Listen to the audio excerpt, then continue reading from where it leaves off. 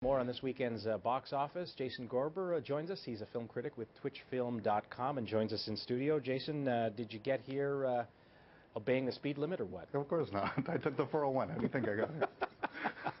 My little sports car. Okay, so here's the deal. Fast and the Furious 6. I don't know if you've seen any of them, but no, I haven't. In 1 week, I watched all 6 of them, what? Which is a totally crazy way of doing it.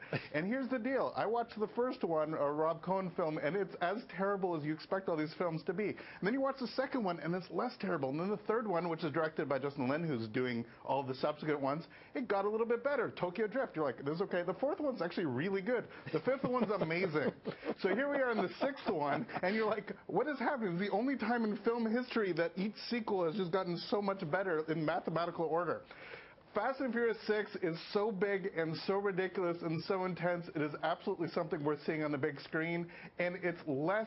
Well, okay, it's completely stupid, but it's smart stupid. It knows exactly what it's going to be, and it is magnificently preposterous. When you have cars chasing tanks and then cars chasing planes and the cars keep winning, you know something's really good going on here. There's lots to love about it. All right, let's take a look at Smart Stupid.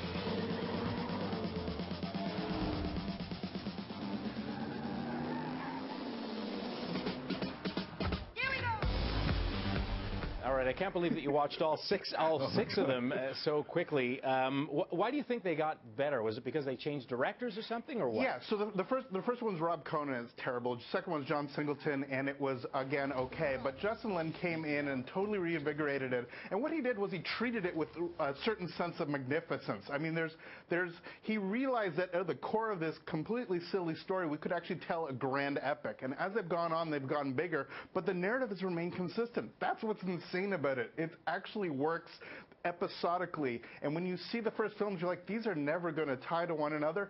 The writers have managed to totally nail it. It's fantastic. Okay, so car chase movies, nothing new, always a very bankable formula. Which ones, outside of this one, the latest, stand out for you? Well, there's one. I mean, it's kind of a weird car chase movie. There's a film coming out in September. I'm really hoping it plays TIFF, called Rush, which Ron Howard has directed, which is the story of 2 Formula One drivers in the 70s, Niki Lauda and James Hunt, and their drama. And so I'm really looking forward to that one. So it's car chase on the track. But in terms of just old school car chase, you can't go wrong with stuff like Bullet. You can't go wrong with stuff like, actually, probably my favorite car chase movie of all time has to be Blues Brothers. I just love the heck out of Blues Brothers, and when you see real cars being destroyed, it's a lot of fun. But again, sort of flipping back and forth, if you can do a modern sports film as a biopic, I'm a really big fan of that, and Ron Howard has been able to nail that all together. Okay, what is Bullet about? Bullet's about a cop, but fundamentally it's about a Mustang going up and down over hills in San Francisco. That's all Bullet's about. It's watching old school car chases. And one of the nice things about Fast and Furious is that it actually manages to give the crunch of real metal. It's not just a series of CGI vehicles destroying each other. There's a real sense of heft to the action that they do. And there's some really tremendous stunts. So in terms of doing old school, I swear, it's like an old 70s James Bond film meets Young and the Restless in terms of soap opera style story with action movie. It is all of this stuff all at once, and yet it works. It is totally preposterous, yet it completely works. Now, speaking of old school, I know you wanted to give a shout out to French Connection. Yeah, French Connection is such a tremendous film. What's amazing about French Connection is when they were shooting it, they didn't have any permits. So as they're driving along the road, they didn't bother closing the street. There's actually an accident in the movie that took place because the car actually hit one of the people driving on the street. Absolutely tremendous. And again, when you see those big cars, I mean, you see them on screen now. When you see the big cars thundering away, that's what it does. And Fast and Furious has found ways of actually incorporating these old cars. You'll see in the clip that we showed earlier, the 1969 Daytona with a giant wing on the end.